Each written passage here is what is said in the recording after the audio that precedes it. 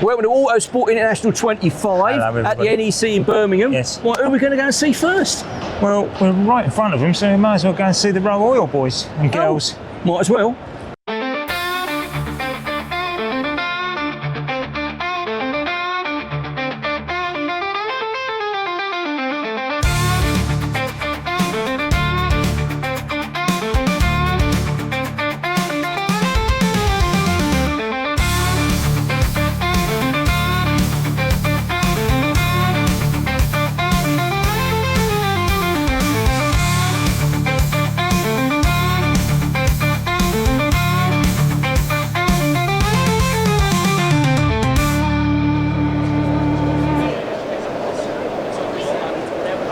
What's happening with the stand? What's the stand basically about? So we are promoting our new range of fossil-free, so no crude oil based, biosynthetic oils. And it's been extensively tested, and I do believe it's being used in cars now, isn't it?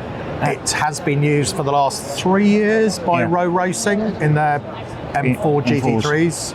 And they do endurance racing, so it's 24 hours, ultimate test. If it's going to give up, it's going to give up then, isn't it? Yeah, and they've actually found that Sunspeed performs better than crude oil-based products. But they've spent the last 3 years developing these, so it's not that they've just pulled a rabbit out of the hat. This is the absolute state-of-the-art. So we've got 5 new products, a race oil and 4 road oils, but those 4 road oils are also suitable for racing.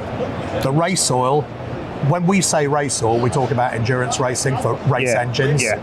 When you walk around this show, there are lots and lots of road cars with cages in, with a remapped road engine, which that's where our road oils are absolutely fine. We won the Gen 1 TCR Cup last season in a Cupra that ran our road oil. And See, won the that's different. championship. See, other manufacturers proclaim this, and it isn't quite, is it? Where Rowe actually do proclaim this, and it's true to word. We try and tell it how it is.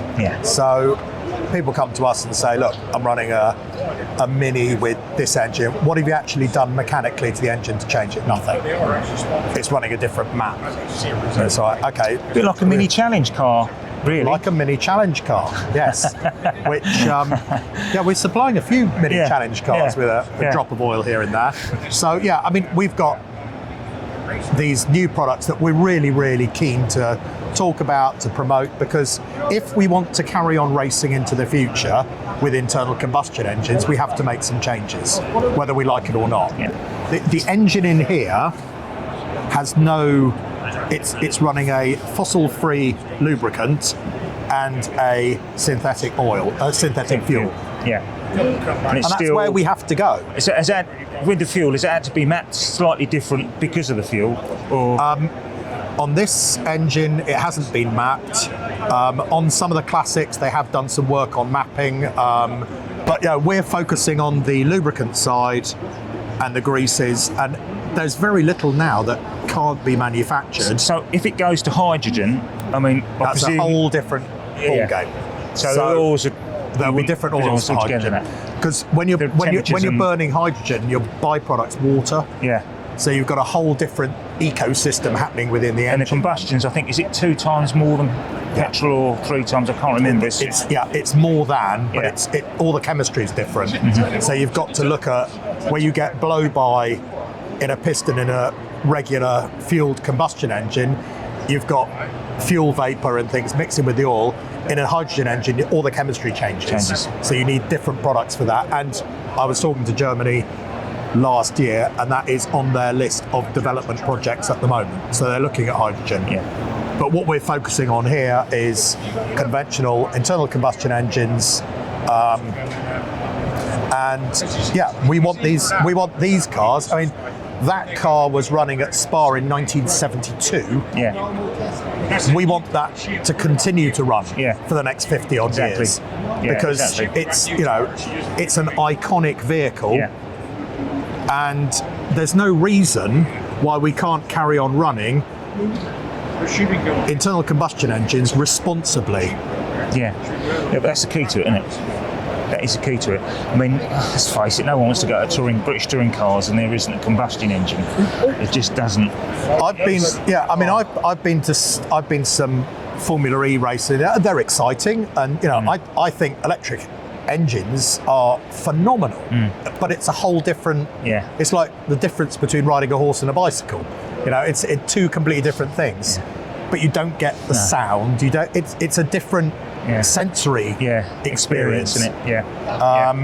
Whereas, I mean, that thing howling around flat out, spitting flames and arse end everywhere. Yeah, it's just mega. Yeah. It's a hell of a thing.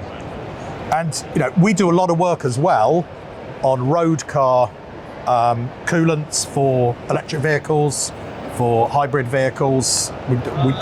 It's not that we're just focusing on internal combustion. We're looking at the whole car park and looking at what we can do to be more responsible. And the great thing is with all of the road products is that manufactured in arguably the world's most advanced lubricant plant, where the products leaving the factory are manufactured in the most environmentally friendly way possible. Yeah, that's outstanding. It is, as we said before earlier, the Rowe revolution, isn't it? That's what we're trying to do. It's fantastic, I think. It's just it's fueled by a handful of us over here who are so passionate about this, because we don't want to see someone get a Sharpie out and go internal combustion engine end. Yeah. And we're doing everything that we can do to try and be more responsible and help others be more responsible. I mean, I'm on the stage tomorrow with Motorsport UK talking about sustainability in motorsport, because we've all got to embrace it's bloody important. It's so important. Otherwise, we will lose a large chunk of what we're doing. Yeah. So one of the advantages. Yes. One of the advantages. So if you have your BMW that takes BMW Long Life 4, for example, and you're running anyone's conventional fossil-based, crude oil-based oil, you can use this to top it up. So you don't need to flush, you don't need to do anything. Yeah, just a regular oil change, and it's fully compatible. But you could do that with any car, basically. With any car.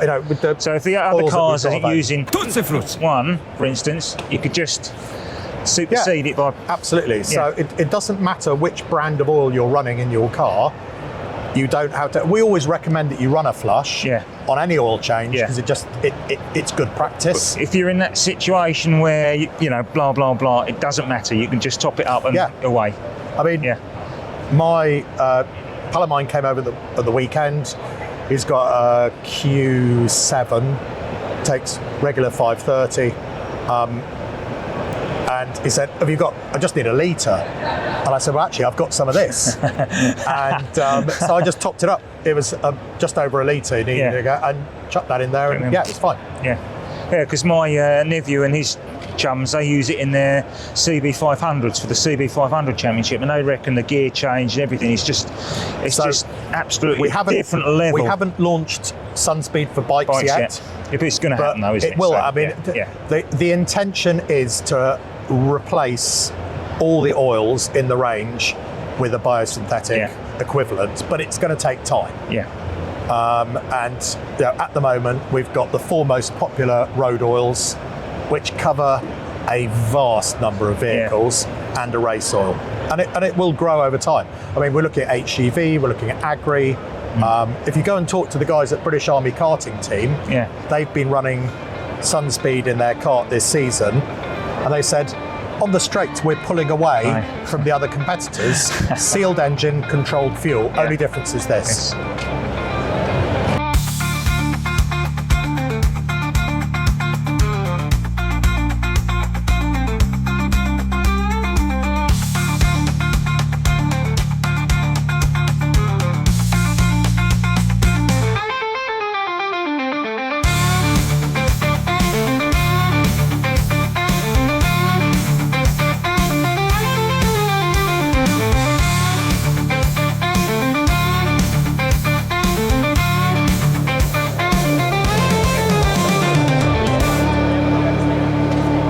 We bumped into Rich, the hard compound.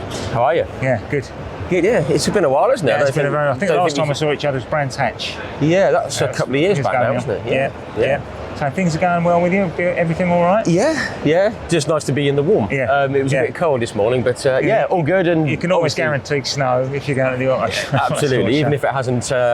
Even if the weather hasn't been that bad, it's going to snow on this weekend. But it's have you had a cruise yet? Have you been all round it, or? I've been here about 15 minutes, and I've seen about 15% of the show. There's so much here. It's absolutely fantastic. I mean, to say that it was easy enough, I think people are very much mistaken, aren't they? I think it's pretty good. There's some good history here and some good stands, I think. Yeah, absolutely. And there's something for everyone. I mean, I've only been here 15 minutes, but the variety of stuff that's here is incredible. Obviously, we've got all the F1 cars from all out, from all throughout history over there, and we can see we've got some British touring car stuff behind us. I quite agree with. A lot of people just see the show as this F1 and BTCC, and it's not. It's just. It covers absolutely everything. There's everything here, and grass track, and Formula One. It's fantastic to see. Le Mans. It's just. I think people fall into the trap. I mean, this is what I've found through running the page and comments that come in. People are comparing it to how it was in the 80s, in the late 80s when I first started coming here, and they said the F1 teams used to unveil all their cars here, and why don't they do it anymore? It's going backwards, things like that. Unfortunately, changed, isn't it? Exactly. Why would an F1 team spend loads of money shipping cars over here, worry about them getting bumped into, knocked, damaged, the costs of it all, when they can do it online and reach millions of people for peanuts? So these shows are changing. It's perhaps not as we all remember it, but neither's the rest of the world, is it? And it's fantastic. The amount of cars here is incredible. Yeah, it's absolutely fantastic. I absolutely love it. Yeah, we'll have a wonderful show. I'm sure we will. I hope you guys have a great weekend as well. I know you've got plenty to do, so you could say that. Yeah, and it's been lovely catching up with you again. You too. And we Thanks very much. Great stuff. Cheers.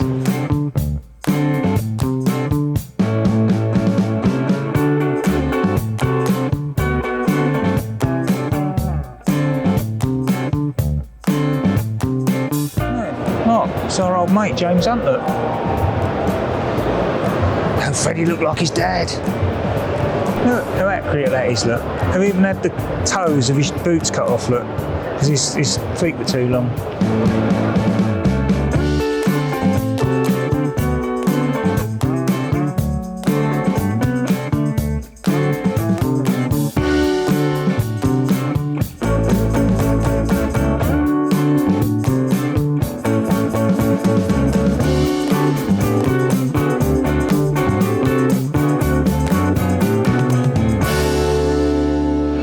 Into someone very special.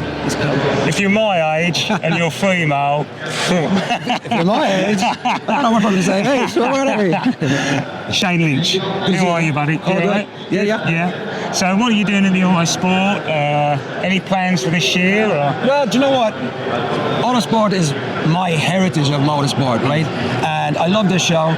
I've seen it year after year after year, teams after teams after teams, people after people, and it's just a mega place to come to. It is. I probably cut my teeth in motorsport, is why I've been so luckily in career of driving, through all different disciplines of driving, meeting different people and getting opportunities, celebrity drives, and let's call them celebrity drives, right?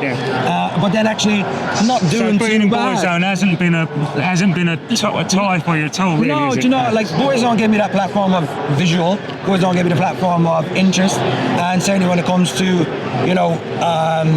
promotion, let's call it, for certain teams and certain drives, then it certainly gave me a platform. The motorsport industry itself, I guess, is one of those things where, as a pop star, rock star, it just clicked with your motorsport. Yeah, and I think sometimes, I'm coming into a man's world, let's call it, with motorsport, right?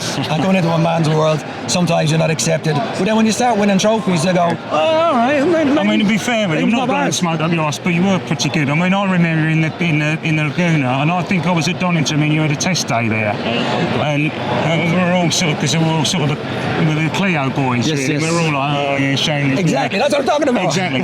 But the stopwatch never lies, does it? No, it doesn't. It doesn't lie. And you were hustling around there, and you were it's a kind of, because you had a teammate, but I can't think what his name was. Well, it was his car, I think, wasn't it? Because it was a Laguna, wasn't it, that you were driving? It was the DC Cook. Yeah. Hauler Cook's car. That's what I was driving. Yeah. And whatever times I put in, they were like, "Oh yeah, listen, you're all right." You were hustling it, right? But I didn't have a license at that time, a motorsport license, or nothing like that. This was my first kind of seated position, people interested, and then from there it just kind of expanded into the amount of different disciplines of driving I've done, from GTs, from Fiestas, from Legends, from there's so much stuff into big and little, into rally cars. But it does help though, doesn't it? That variation, so cornucopia, that's a big word for a first, isn't it? It's cornucopia. It's a bit early for that. It's really helped you though. But is it mainly drifting now that you're into? It's mainly drifting now, and I've been drifting for nearly 20 years, say, with Monza. Monza's been great to me, and as a motorsport, and it's just more of let's call it an adventure lifestyle, right? Because Monza Energy has a backer. Yes, they're into a lot of different extreme sports, but for me, they were always kind of like, whatever I was doing, what are you doing, what are you up to? Even concerts, even going back to Boyzone, even going on tour, and all the motorsport that I do, they support you as a family member almost, you know? Yeah. So, but drifting, I love drifting. I'm here at the Autosport in the live action arena. I haven't done it for probably 10 years, but my good friend Bagsy just called me up and goes, "Dude, do you want to drive with me?" I haven't driven with Bagsy for years. Yeah, muscle memory though. So I think we've got rehearsals at 2:30 today. I'll get my seat position in and just, it'll be easy, you know? We'll have fun. Yeah, we'll have fun. Yeah, it'll be nice. It's been an absolute pleasure talking to you. And good to see you, my friend. It's something I wanted to do for a while and I never got the chance, but Thank you. It's a thing ticked off the list. Enjoy Autosport. Thank you.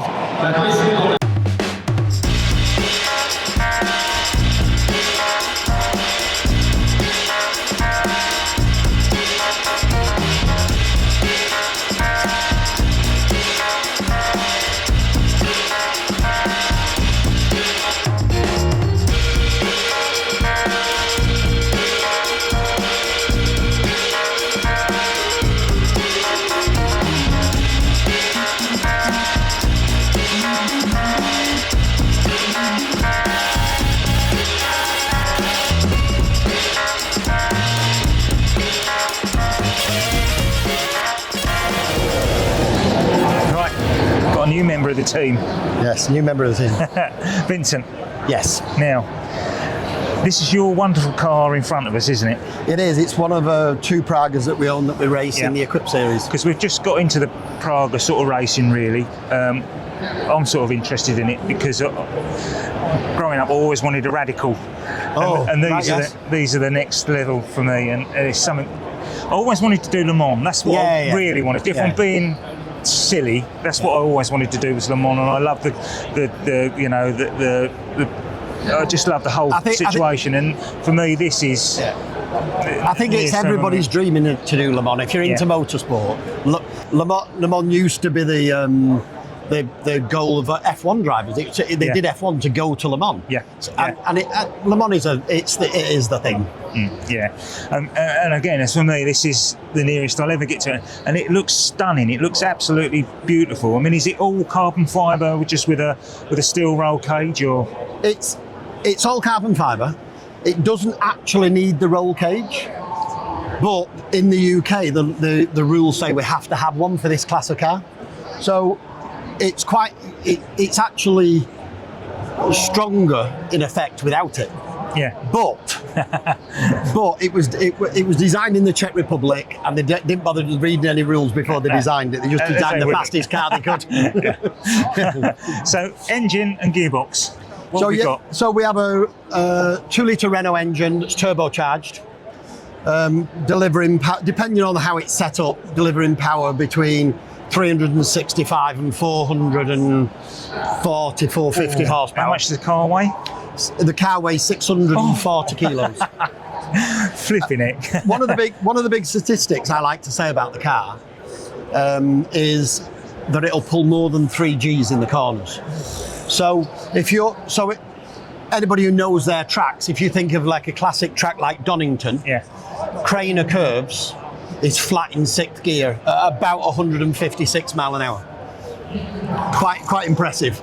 Because I remember going down there in a GT Astra, and one of the instructors always used to say that if the back end steps out, just do that and not that. With that, I suppose it's just.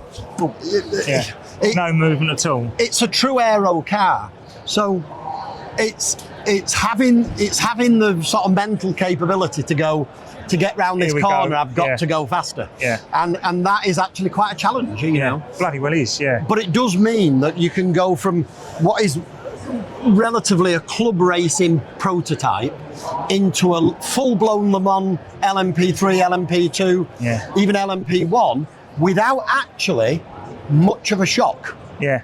Yeah. And it's we've got people who've done it, and it's a great way of doing it. So is the engine specifically designed for racing? It hasn't come out of anything else. It's just, it hasn't come out of a Formula Renault or anything like that. It's specifically designed for so that. the engine block is out of a Clio. It's the same block out of a Clio. Oh, bloody hell. But obviously it comes from Renault Motorsport, and they've tweaked it so it's dry sumped, it's got hardened pistons in it, and it's designed to run with a turbo. Mm-hmm. So it comes directly from Renault Sport as an engine for the Praga R1. Ah, fantastic. And gearbox, what gearbox? You're not running a Sadev or anything like that in it? No, it runs a Hewland JFR. Okay. And the next question is fuel and oil. Obviously, the Rowe Revolution. Well, the Rowe Revolution, if we can call it that yet, but I'm sure we will. I think it will. Yeah. This car is quite important, in my opinion. We have run sustained fuels, but it could be any synthetic fuel, and we've run plant-based oils all of this race season with no issues whatsoever. Blimey. So I, in my personal life, drive a Tesla and have done for 7 years. So I might be a petrol head, but I also am a realistic to where the world's going. On a serious note, yeah. So we have to have a situation where cars can run and race using internal combustion engines that are not doing damage. Yeah, I mean, Jeremy put it quite poetically, really. If we don't, we're going to lose the internal combustion engine, aren't we? We're going to lose the internal combustion engine. And actually, from a racing point of view, I think actually racing is in slightly more danger than the internal combustion engine. Because at the end of the day, it's a leisure activity, this. And, people with much more power than us will make a decision at some point unless motorsport gets its act together. Yeah, it's such a shame. It is. Yeah, but we need it. It doesn't have to happen, because as we've proven this year, we can run very sustainably. Yeah. In effect, there's no difference between this car. Electric cars use tyres, electric cars use brake fluid, electric cars use coolants. Yeah. So the fact we're using a plant-based oil and a synthetic fuel means we're actually not doing any more harm. Probably because we're not manufacturing batteries, we're doing less harm to the environment overall. That's exactly it. This is where it gets a bit fuzzy, doesn't it? What we're told and what actually goes on are two different things with the pure electric cars. Well, as I say, my road car has been a Tesla for 7 years, 8 years, and I'm a fan of electric cars for my personal life. But the truth is, I have to do about 90,000 miles in that Tesla before it gets greener than a diesel. So the truth, it's not as polluting. I agree. Yeah. But all we're doing is moving the pollution from one country to a country that is prepared to put up with it. Then there's a recycling of it as well. Recycling of it is another. So I am a realistic to what the pros and cons are both. Yeah. And the truth is, there's a home for both. Yeah. Especially in racing. So the fuel, the synthetic, who produces the synthetic fuel for it? The fuel we use is from a company called Sustain, and it's a reasonably well-developed fuel. We only use basically a road-going sort of 98 RON. There are other manufacturers, but we've found Sustain's work for us. We will trial the manufacturers at some point. So have you had to change the mapping for that fuel to a standard fuel? Not at all. It's gone straight across. We took it to the dyno. We ran it on the dyno. We didn't have to make any changes at all. Yeah, it's quite impressive, isn't it? Yeah. And the oil, we can actually mix oil with crude oil. So the plant-based oil, if we wanted to, we could mix it with another oil, and it wouldn't make a scrap of difference as long as it was the same grade. I think that's impressive, that. Yeah. Yeah. Well, the other thing is, most people think, I don't know whether Jeremy would have made this point, but most people think of greener products being slightly worse than their polluting version. Yeah. And in actual fact, in the oil, from the oil side of things, I can definitely say this is a better oil than a crude-based one. Yeah, I quite agree with that. Yeah. No, well, it's been fascinating talking to you. Okay, very nice. Thank you very much. Thank you. And good luck with the show. Oh, I'm sure it'll be good. Yeah. Thank you.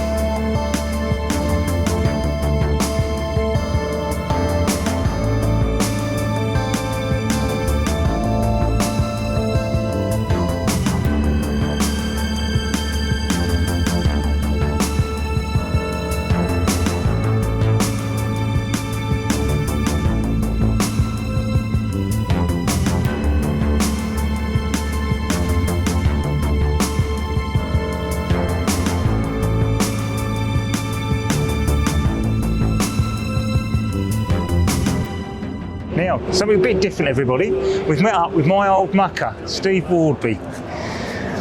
Now, hello, Steve. How are you? My old bucker. Now, a little bit of history of Steve. I've known Steve many years, and Steve was the first ever person to win the inaugural Renault Clio Cup in 1991. Oh, 1991. You must have only been 10. Maybe 12. 12. Yeah. I mean, do you want to? Is it? If we talk a little bit about history or not? Because we're sort of really here with the Sadev gearboxes and SWR.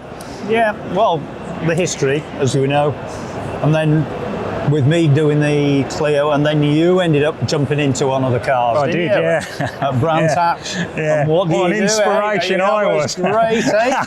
Gonna come in and attack it now. Take them all on. When there was all those champions in the in the Lions Den, weren't it? God dear, that was a difficult year, that. But then you actually set up a Renault 5 for me, didn't you? And we did quite well with that, didn't we? Yeah, the Renault 5, what is it? I think you won a race by even stopping and out and whatever. Put the plug lead back on and got in front of the pace car and it was rocking them, that was, yeah. So, no, I think the Renault 5, I think you were okay on that one. Yeah. It went pretty well. Yeah. Because you've had some big names go through the system, haven't you? Because you were Halo Motorsport, really, weren't you? That's what you were. Yeah, that's where it started, Halo Motorsport. Partner Len Simmons. Yeah. And we did. That was, I think, quite a good thing. Probably nearly put me underground a few times with all the. Because you had the likes of Plato, Turkington, all the boys, Collard. They all sort of. Went through the Harlow sort of thing, really, didn't they? Collard didn't, but like the Turkingtons, but we had some really good, the John Bincliffe, a lot of top guys. Yeah. And everybody wanted to drive one of our cars, so that was even better still. But they were top notch, really. I mean, I'm not blowing smoke up your arse, but you were bloody good at setting things up. What was that? It's Team Jota as well, wasn't it? You've done work with them. Yeah, we did. Yeah, we did some work with them. Worked with Sam and John, and that was interesting. Something new for me. And quite a bit in Asia as well, with the engineering of the cars. But I'd say all that time, really, I've been working with Sadev. So Sadev, it's sort of. You've helped them develop a lot as well, haven't you?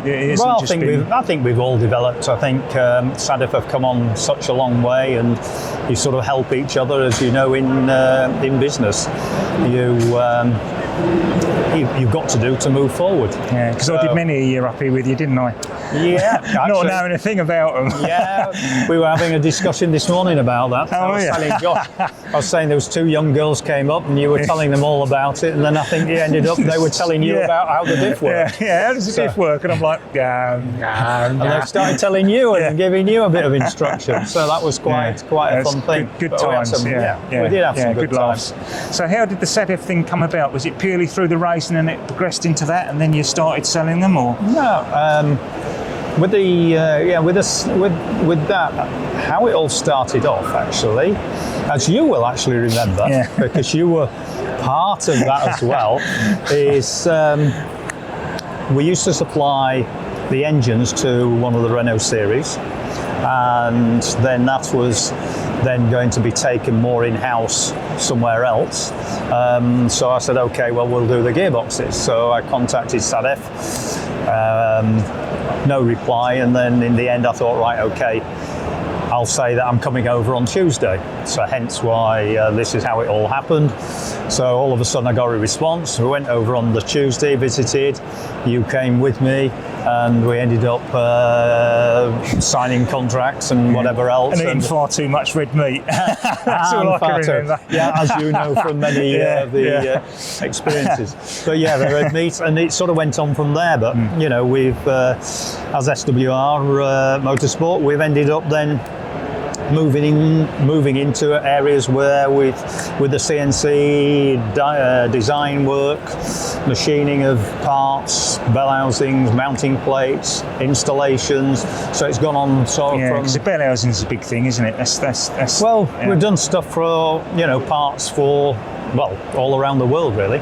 So it's been quite good for been very good for us, but we've been using the Sadev product all the way along. So we're using the Sadev because it's a really good product. It always has been. It's just that it's evolved over the years into something that's actually world renowned. Yeah, but your input's been very clever though, because the gearboxes you supply, you've got to put stuff for everything. I mean, you've even got a replacement for the Type 9, so the Mark II Escorts in Ireland and stuff like that, they've got a gearbox they can use, a sequential and... Yeah, again, with the gearbox, with the SCL, it was one that I actually persuaded Benoit, who owns the company, to actually to allow it to be made, and it's probably one of the better selling gearboxes of all times, because it went into the Caterham. It was designed to go around that, and also into, which was the Levante at the time, and that was the first one, but also to go into the Escorts.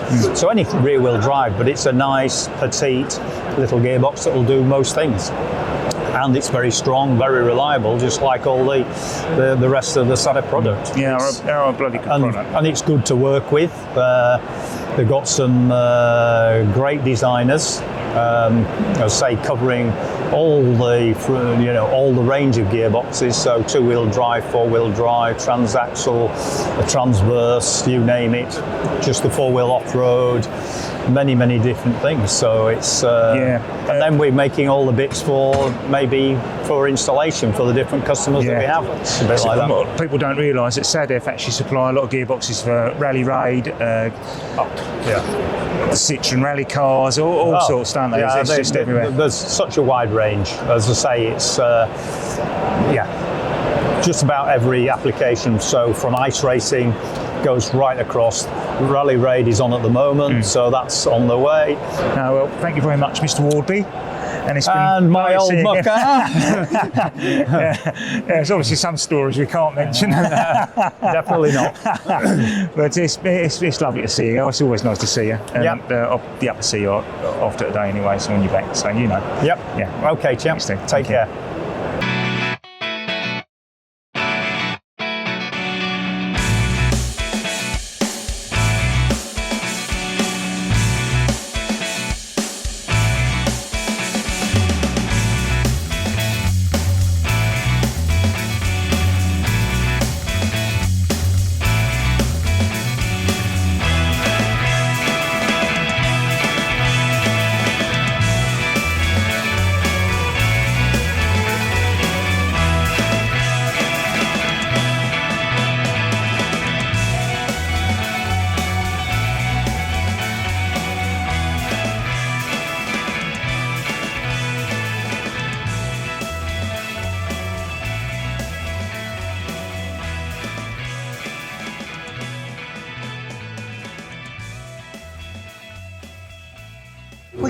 meeting our favourites today. There's another one of our favourites. We didn't see you at the end of the year, did we? Really? No, you didn't come, did you? No, we had other. Yeah, we couldn't get. Anyway, so how did the last round go for you? Yeah, so it was good. It's hard to remember it, but so it feels like a long time ago. But yeah, it was really good. Yeah. The last day of the season was quite nice. We started on pole, so that was a bit different. Yes, you did, didn't you? I forgot. Yeah. And then it rained heavily, so we had a wet race as well.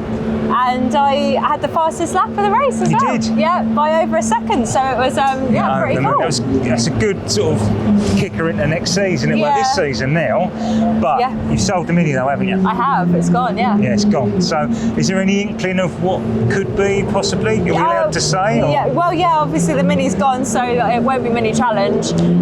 It's no secret I've been looking for, like, hunting around the Porsche sort of area of the toke package. But, so will that be with Graves? Because obviously you've been helping Graves a lot with driver coaching, and they give you a little bit of advice with the Mini, didn't they? Yeah, it's lovely with Graves. I've obviously coached with them this year and with their Cooper team, and they're really friendly, obviously well established in the Porsche sort of area of toke package. Yeah, they're pretty good. I mean, it's like a family, isn't it? That's what I like about it. And everything's up front. There's no, they tell you straight, don't they? It's nice, but they're very open, welcoming, approachable. So and it's a better championship as well to push. It's a lot better for you, I think. So have you driven a car yet, or not? You had a testing one? Yes, testing August last year, which was really cool at Snetterton, my local track. So it was good. Very different to a Mini though. So it took a bit of getting used to, but I'm sure the first year would be a learning year anyway. I don't think you could expect too much, but it'll be good. Oh, I think you'll be all right.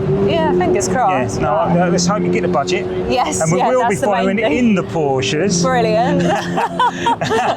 Because we do want to follow you through your career. Because from the beginning, when I first saw you in the Coopers, I knew that you were going to go somewhere, and we want to follow it because I think it's important for people to see how difficult it is and how people have to chop and change sometimes to progress. Yeah. But I think you'll get there. I honestly do. Thank you. Hopefully, it'll be a good year if we can make it happen. So I think fingers crossed. So good luck. Thank you. Let me speak to you later. Lovely to see you. Enjoy.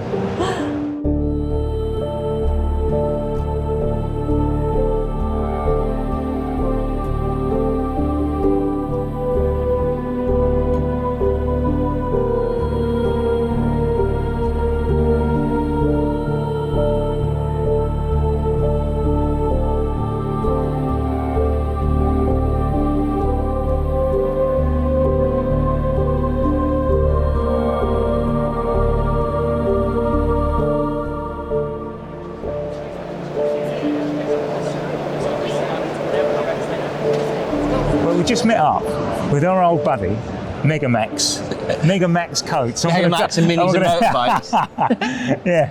Now, you've done pretty well this year, haven't you? Oh, no, sorry, last year. Last year, it's already ticked over, hasn't Mark it? had to go at me on the way up here because I kept saying whatever it is.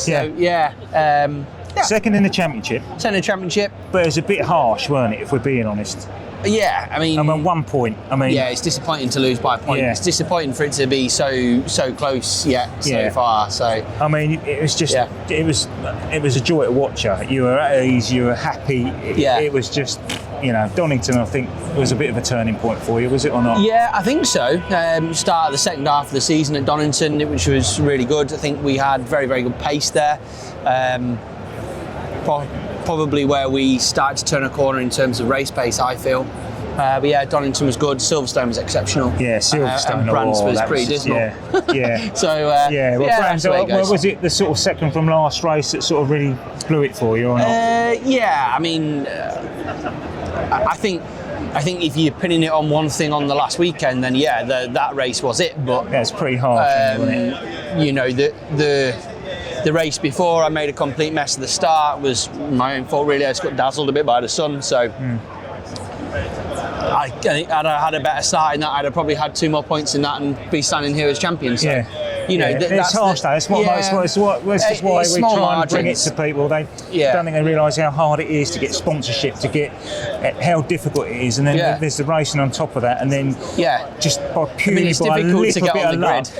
It's a lot of luck, isn't there, involved? You know, and if it's your season, it's your season. If it's not, I think that's probably what I've come to appreciate even more this year than any other before. Is there's so much hard work that goes into being in a position to win a championship that when you miss out, it's you do really feel like it takes a lot to be in this position. And not winning it is such a downbeat of emotion. You know, even though finishing second in the championship is such a fantastic achievement, something that we really should celebrate. Really, but it's just a little niggle. It doesn't just a little niggle. Exactly. No, it's hard. So this year, we're moving up to the bigger boys now, or that's the plan and the aim. We're not confirmed yet, but things are coming together. A few more things need to come together.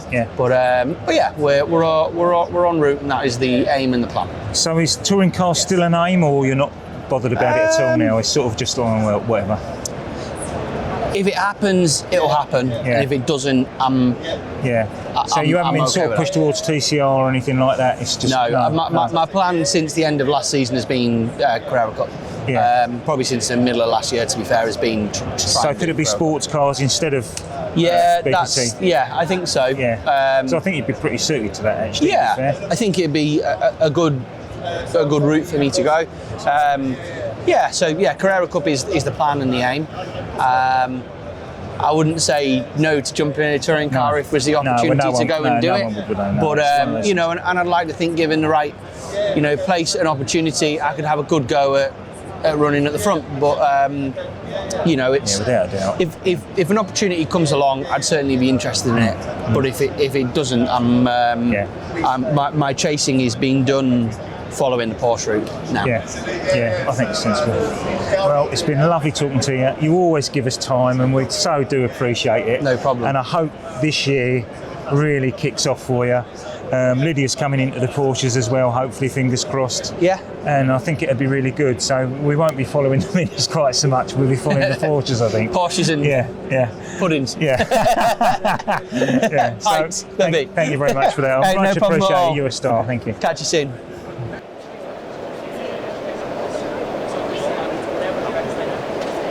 Right, everybody at home, we're with James Black now.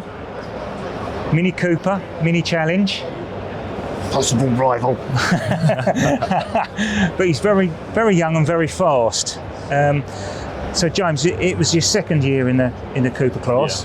I think it's Nelson King's old car you've got, isn't it? It is, yes. It's got a but this year sort of broke the camel back. Every driver, when they first start racing, they get to a certain point and then it changes, and it just sort of comes to you then. This year was that for you, wasn't it, really, I think? It was, and so you had a similar thing in karting where you just sort of plucking away all the time and then something just clicks for you and you're like, oh, finally. So just took a bit longer in car racing. So second year in minis, and I knew in the off season I was like, we've got to work really hard here. I think I was surprised by taken back sort of how tough the first year was, and it was a challenge financially and mentally, and I went into last year knowing that we're a lot more prepared, physically a lot fitter, mentally just better, and say the testing at round one, we're like, hello, we're on lap record pace already. So and then lucky enough to get the first podium at round one, get that lap record, and then from then it was just away we go. Once that momentum's and the confidence is it, because confidence and fitness is a key. I don't think people realise how important fitness is, really. Was it your first proper win this year you got? So the first win of the year, the first, I'd like to call it proper overall car win. So I've done a lot of class wins and stuff before, but the first overall win came at Silverstone Race 2 and on the touring car Sunday morning, which was awesome. And you did a lovely little dance for that as well. Did the dance go viral? I haven't posted that actually. It's just the camera just moves it caught. So the engineer Sam, we always had this joke. It's like, when I win the first race, I will dance and emote when I get out of the car. And I remembered on the in lap, I've got to do it, and I remembered it, which was cool. So and you see everyone win a race and they're like, oh, P1, whatever, but you know, you never know if it's going to happen again. So you have to treasure their moments and say the second win when it came at Brands as well, in front of the home crowd, the home family, all the sponsors and stuff, was even better. Yeah, so sort of had a thing where I didn't get any pictures taken. I think, oh, you know, life's fine, you know, I'm moving on to this, there'd be loads of time for that. And then I had a bad accident and it never happened again. And I didn't have any pictures. I've only literally got 2 or 3 pictures and people have sent. So, you know, if any advice I can give you, take every opportunity to get everything you possibly can, because you don't know when it comes to an abrupt end. So the photos we got from Jacob Ebery were just, they're priceless. They're just hugging my mum and my dad were just. I sit down now and think we worked so hard to get to that point, and to have it, like you say, all treasured in all photo frames around the house now, it's just phenomenal. That's really wonderful. Cool. So did you have anybody helping you along the way with the driving style, or? Yeah, so I've had, say, numerous coaches over the years. This year, say, Lydia Walmsley, who raced JSW, came on board with our team to, say, be our driver, coach and mentor. And say, you know, she's proven race winner in the Coopers and the podium finish in JSW. And we knew going in, you know, she was going to be a good coach. And it's just, because what she says, you've got to listen to her. With Graves, why I like Graves so much, I think, because it is like a family. And they are here to help you, and they will help you. And I think they are one of the best teams, if not the best team. So this year, is it going to be Coopers again this year, or do you want to? There's lots of places spinning at the moment. So there's a few options we've got lined up. One of them being Minis, another one being, say, Clio Cup. There's, you know, we're surrounded by these wonderful Porsches here that do look very tasty, and say, you know, fair play for, say, Carl and Dave and all the team for, you know, first or second year in Caymans, and to come away with the 2 championships. Mercurial, Max Coates, he's a legend in his own right, isn't he? He is, He's been about a long time, old Max, and say he's. I looked up to Max when I was younger, watching him through Clio Cup, through Minis, and say the privilege to have worked with him now is just. Is awesome. Say he knows his stuff as well. He does know his stuff, and so I've known the Grays for nearly 10 years now. Would you believe? So we go back to when Dave, Carl, and even Peter were racing in the E30 BMW. So we've always known them, and to finally race them last year was always cool. We'd worked with them previously, so like you say, it's a wonderful environment, family team. And what I like about Peter and Cole, they're honest about everything. There's no secrets about, you know, we'll be doing something on the car in the workshop, and then you'll get a message the next day from Peter saying, no, you don't want to do it like that. You want to do it like this, and because of this and because of that. Not many teams would do that. No, definitely. You know, especially if you're sort of building it yourself, they wouldn't tell you. But I think they're really good. So, are you hoping for the Clios, or are you happy with the Minis? I think the Minis sponsorship and commercial wise makes sense. You know, you get the ITV touring car rounds. You know, say one of the rounds this year is at Brands Hatch, my home event, so it makes sense for local sponsors and stuff. You know, I think Clios are great. And I think the cars are phenomenal, and the whole European package is great. We've seen, you know, Nicky and Jack, my old teammates, go on and be successful in the cars. So there's no reason why I can't do that. It's just trying to figure out what's right for me, for work-wise, sponsorship-wise, money-wise, and just what you get the most value out of. And so that's obviously why I'm at Autosport today, like you guys, networking and meeting hopefully potential sponsors. It does make a difference, networking, it's worth the effort, isn't it? You've got to put your face out there. I think it's something I pride myself in and think I do it quite well, is having myself out there, because you never know who you're going to meet. Because a couple of your things you put online have gone viral, haven't they, with your driving and stuff? Some of the top overtakes of, well, one of them is on about over 1 million views on Facebook. Pembrey was good. Pembrey was good. I was quite proud of that. But we had a few interesting reactions on that post, that's for sure. So this is a question we asked every driver: favourite circuit, favourite corner, favourite overtake. Right, favourite circuit. It's got to be Brands Hatch. Indy or GP? I haven't raced the GP yet. Oh, you like the GP, Clios are going there. It's like, I might get to race it, but I've always loved. We'll say Brands Indy. I haven't done the GP yet, but Brands Hatch definitely. Favourite corner? Favourite corner. It's a very good question. It's a lot to choose from, isn't there? Favourite. I've always liked McLean's at Donington. I'm not sure why. I think you just need a lot of commitment through there, and it does. When you get it right, for that one, you get it good. When you cream around it, it's lovely. I'll say probably McLean's. A favourite overtake. Favourite overtake. It's got to be last year. It's brand satch around the outside. Yeah. I've done it twice that weekend. It was, Harry got up the inside of me and Gabe was pushing him past, thinking, I'm going to be in third here. And then I'm in the brakes time, I was just thinking, I just thought I'd go for the outside. I didn't actually plan it, and it paid off very well. Yeah. Outside I think of paddock, sometimes when you react like that, joints. it works better for you, I think. There was no worry about it, So Yeah. that was good. Yeah, it just shows you that. it's sort of talent, really. It's just, its reaction is quite important. Well, I hope you get what you want this year. No, thank you. I hope it's the Clios, actually, because I think they deserve better than they get. Because they're really good. They're both great championships, aren't they? The Minis and the Clios. You know, the Clios obviously have a lot more heritage on the touring cars and stuff, and the European series. But I love the Mini, so we'll see. The Minis are cool. We shall see. I love the Minis. Well, thank you very much. No, have a good show. It's been a pleasure. Thank you. Right, that's everything from the Autosport International 25. You better do your usual thing, ain't you? The old like and subscribe stuff. Yes, don't forget to like and subscribe, give us a thumbs up and a comment, any comment really, but a lovely comment would be more appreciated, and hit the notification button and you'll be notified when there's a new episode. Oh, have you finished? Well done, chap, you're a star. You are. Thank you very much. Would you do one extra thing for us? Talking of which, how is the Mini coming along? Not very well. Right, welcome to Right. Great stuff. Thank you, Rich. Cheers. Good. Yeah, who's been standing there? I'm fine, I'm here because he gets that car in as well.